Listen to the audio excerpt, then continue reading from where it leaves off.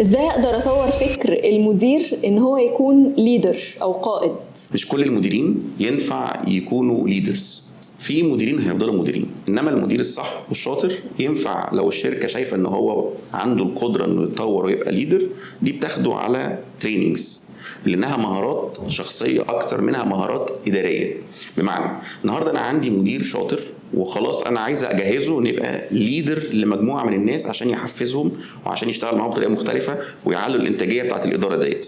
اول حاجه لازم ابقى دارسه الشخصيه بتاعت المدير وعارفه ومتاكده كويس قوي ان هو ينفع يبقى قائد، وبعدين ابدا اغذيه بشويه تدريبات. هنا بنصح الشركات واللي عايزه تكبر المديرين ويوصلهم لمرحله ان هم يبقوا قياديين في الشركات وناجحين، ان هو يروح لشركه مثلا متخصصه زي شركه LITT لت، ودول شركه متخصصين في ان هم ليدرشيب كوتشنج، يمسكوا الموظفين اللي هم المديرين وتجهزهم ويبقوا ليدرز للشركات. هنا شركه زي LITT مثلا هي شركه معتمده من مؤسسه جون ماتون، ودي مؤسسه عالميه في علم القياده مش الاداره.